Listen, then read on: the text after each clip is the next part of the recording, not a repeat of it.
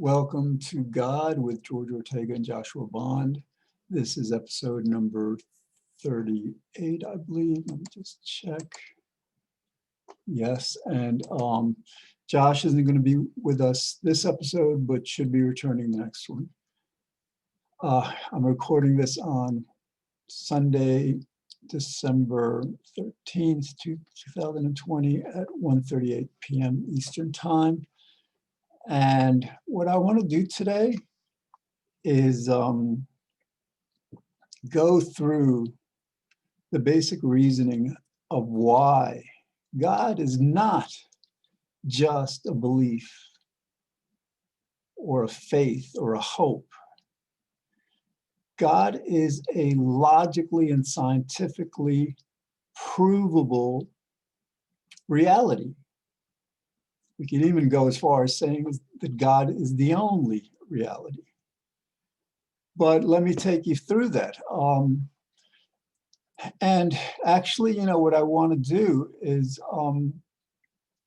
so you can follow along, I'm going to reference Wiki's page on God. So let me pause this recording while I set this up. Hold on. All right, so I got the page.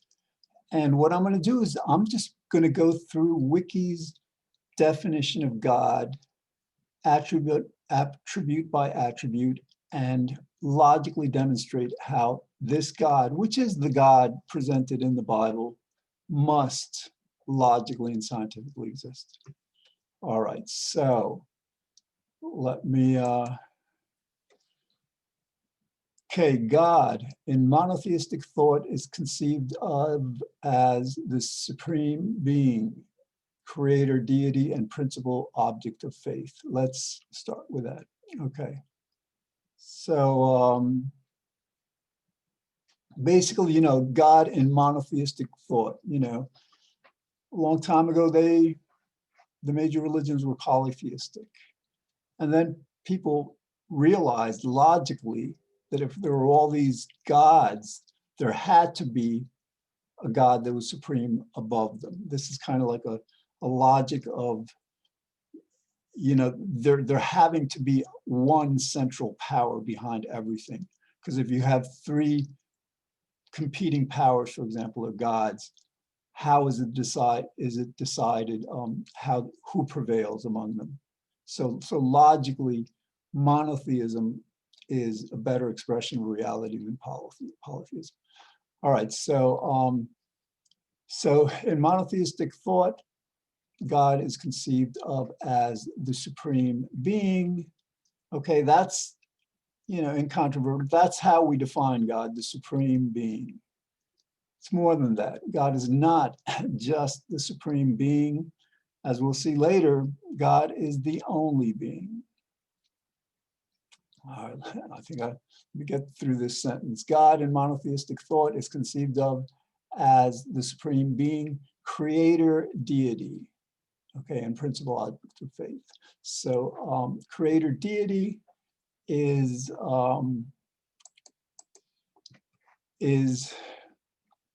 that, we have a reality, and we tend to call it the world or the universe, the known universe, even the unknown universe, and reality.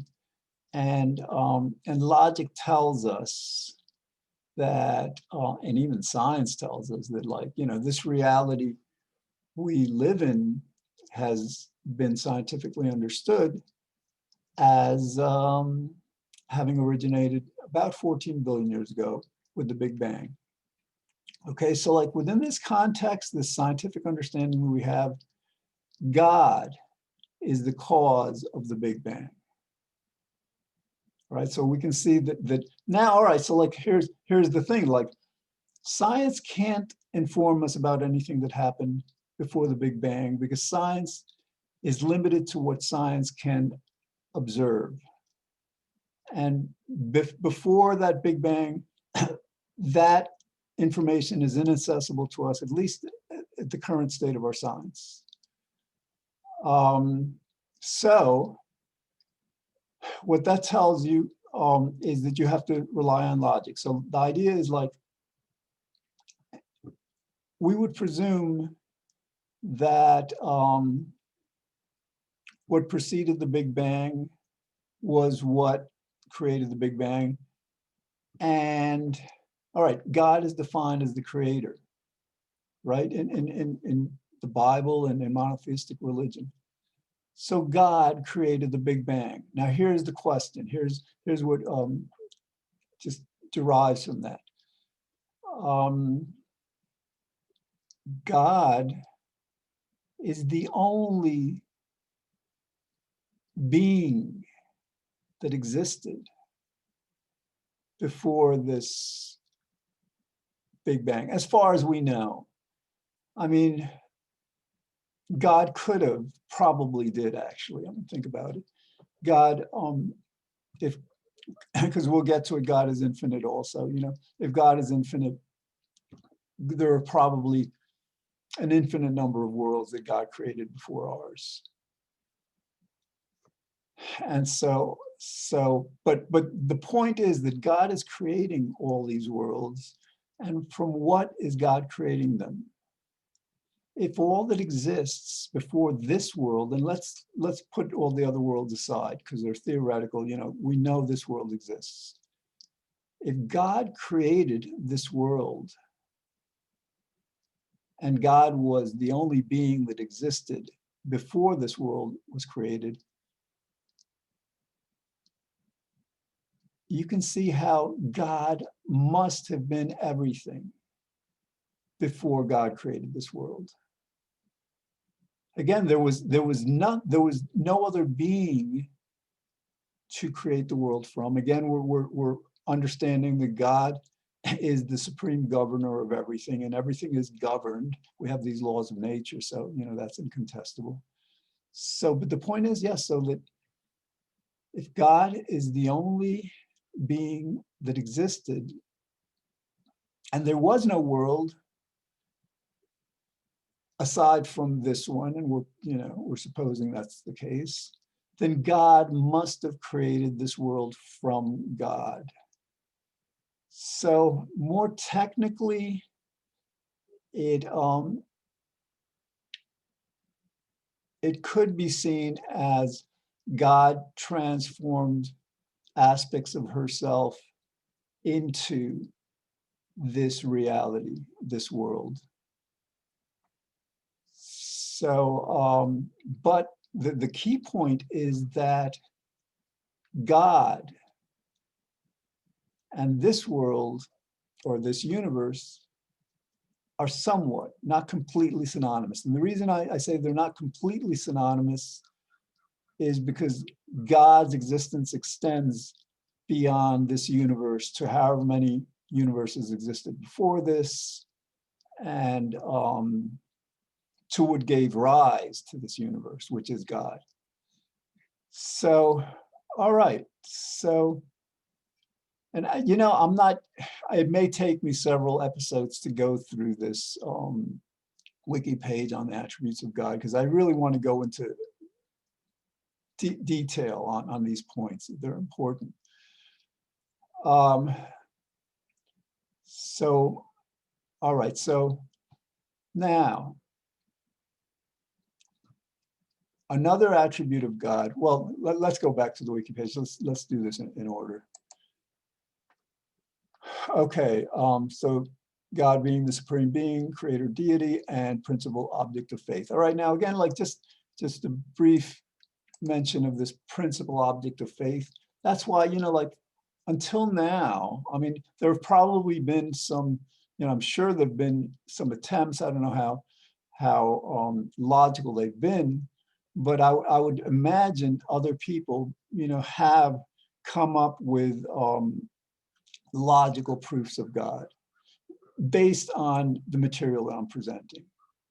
You know, I can't believe that this is like, you know, that I thought of this and no one, you know, before this, before we thought of this. I mean, that seems a bit of an overreach.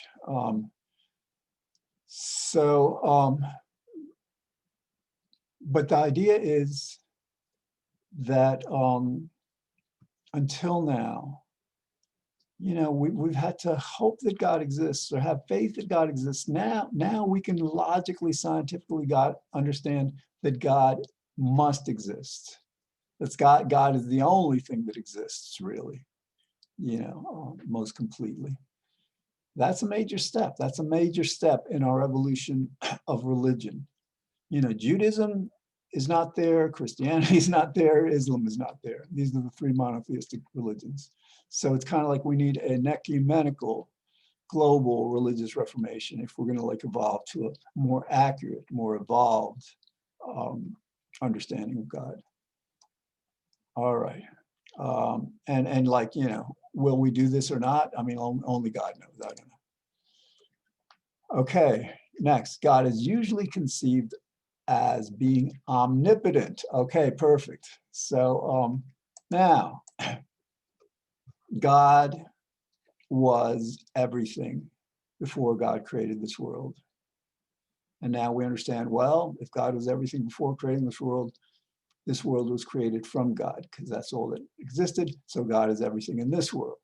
Now, if you're everything before you created this world, and you created this world, and you're everything in this world, it is incontrovertible that you are all powerful.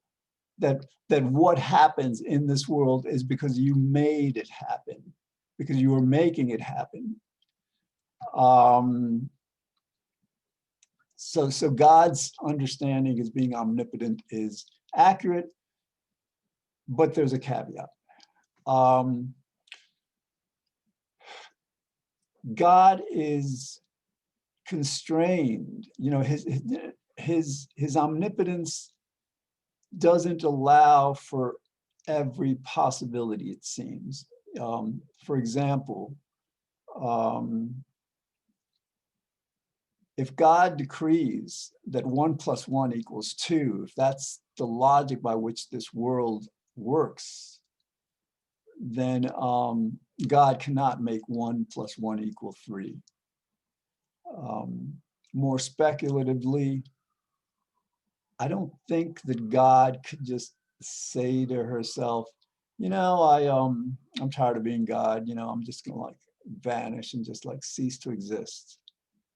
Because God is also eternal. And if God is eternal, God cannot contradict that attribute by ceasing to exist.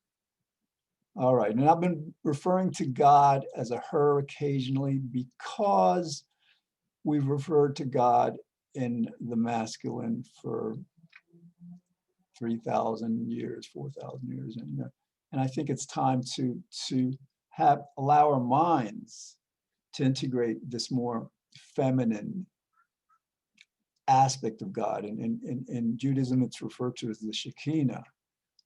There's probably correlates in Judaism and in Christianity and Islam to that.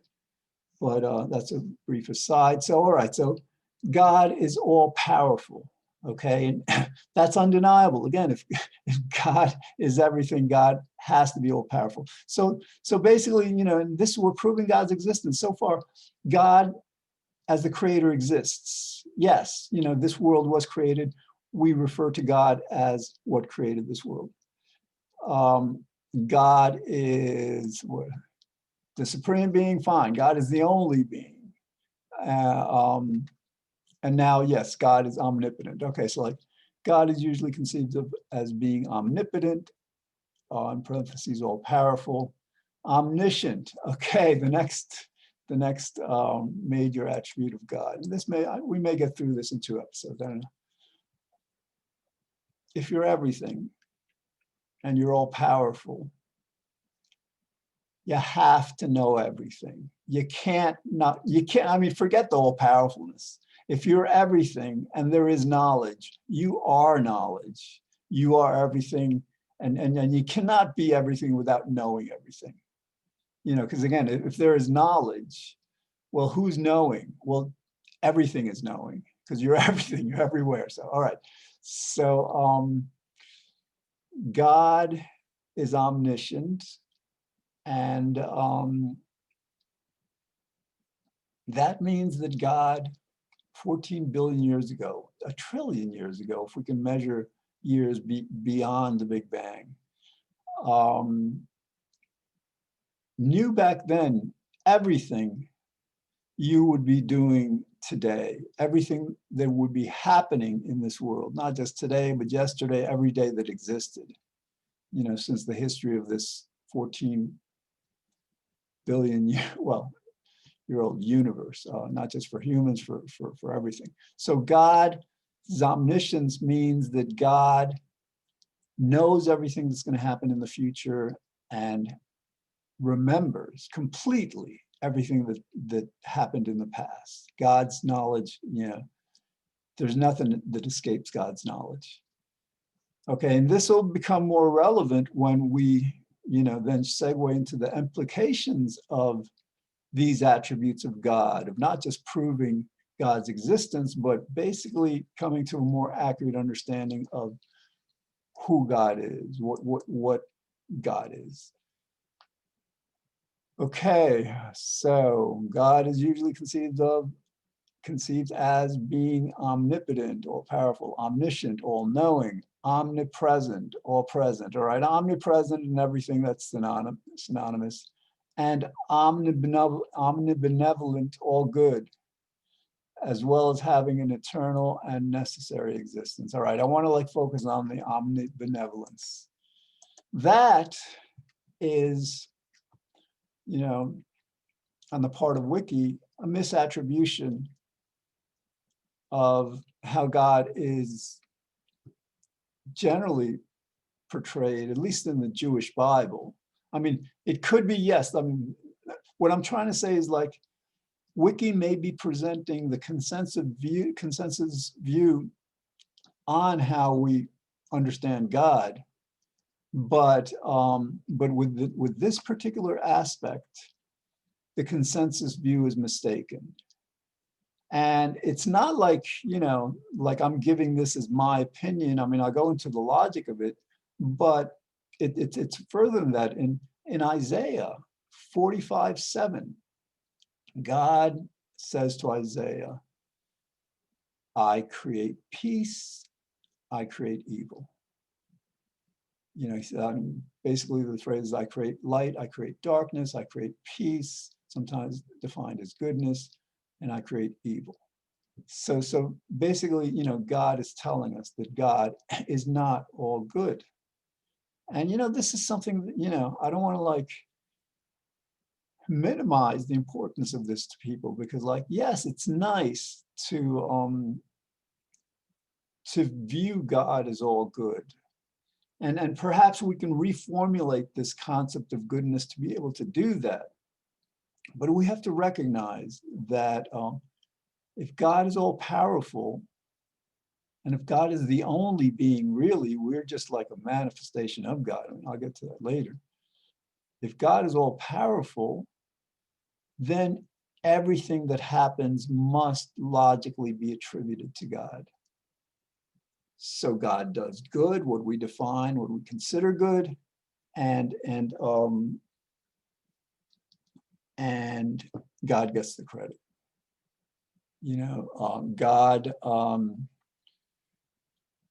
God afflicts. I mean, let's just basically understand the concept of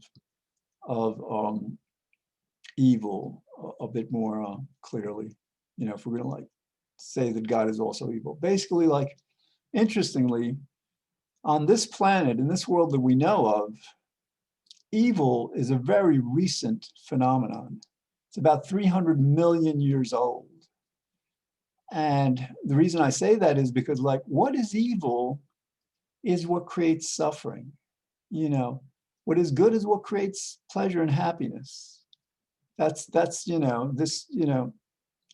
is the most sensible definition of evil that I've encountered, of goodness and evil. And it makes sense because, again, we classify certain things as evil because they're hurtful, because they hurt us, they hurt others. And we classify things as good because they benefit us and others. Okay, so anyway,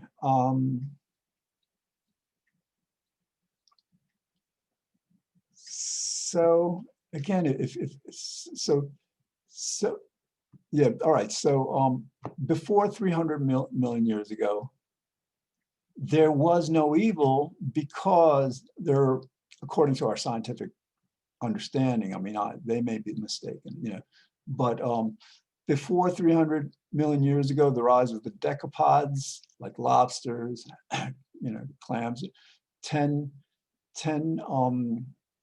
feeded marine creatures.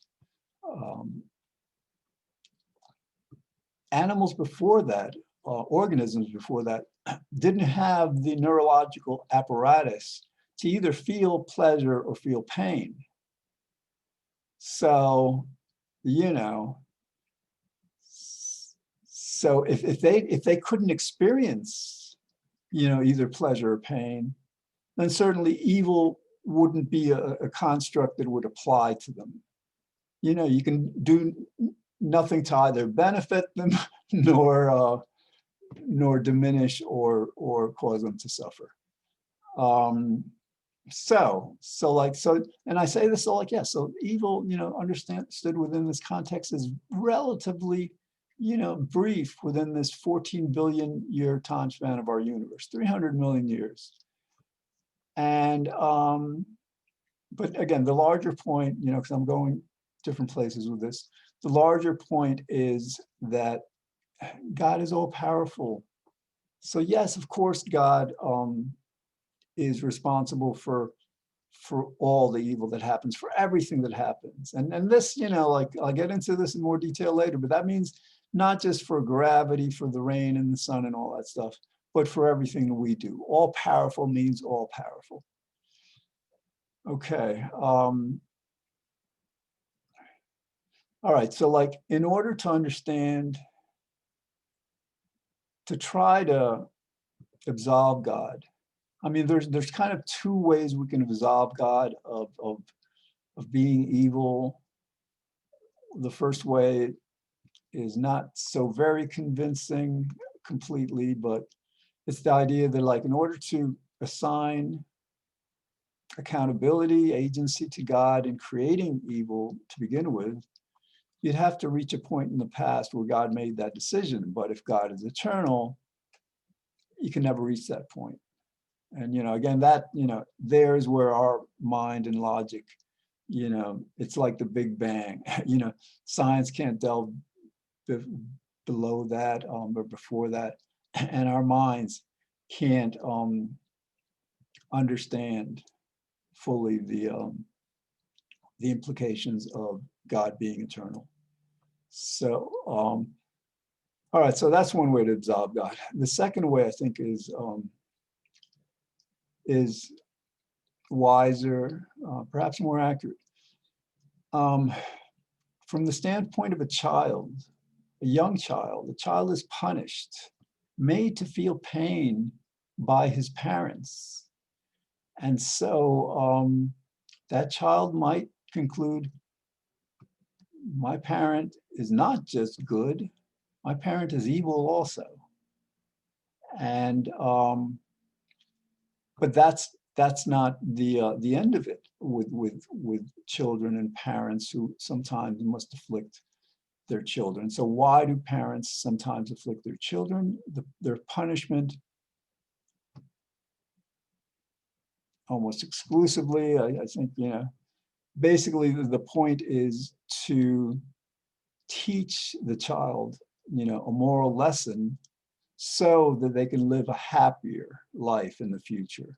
So this punishment is really for the child's benefit. And it's an act of love. In the Bible, there's that saying, spare the rod, spoil the child, which was a reflection on that. Fortunately, we've evolved, beyond that need for physical affliction, so now we kind of like afflict our children emotionally, and we try to do that as little as possible. There's some parenting styles that involve very little, if no punishment at all. Basically, because children, we as human beings respond to either reward or punishment. So if there is enough inducement for children to behave, then punishment doesn't need to be resorted to. But all right, so like relative to God, I think we can hold on to God's conception as good, fundamentally good, if we also consider this probability. Well, it seems certain, I suppose, that God punishes us for our own good. So it'll be better for us, better for the world. Okay, so let's see, we've got about 2 minutes left. So, all right, so again, omnibenevolent is the one part of this definition that they get wrong. Okay, as well as having an eternal and necessary existence. All right, so actually, eternal and necessary existence, I don't know if this is a recent addition. I actually have to go back. Josh and I did some episodes on this last month, and I don't think we ran across this necessary existence. So it might be a recent inclusion. And the eternity we've already dealt with, that God must be eternal, because like, how does like something just come into being? I mean, even our laws of nature, the law of conservation of mass energy, laws of conservation of momentum, matter, mass energy is neither created nor destroyed. That's the same thing with God or the universe, or not this universe, but because just one brief point on the universe. When we generally refer to the universe, it's the observable universe since the Big Bang. But in science, there's also kind of like the universe that is an unknown. That's theoretical. Again, we can't measure it. We can apply logic to it, but not necessarily science. All right, so yeah, we will deal with this. And in the meantime, I'm gonna click that link on the necessary existence and see who else is delivering this message, because I have a feeling this is a very, very powerful message for the world to hear. And I will get into that in detail in a lot of episodes in the future.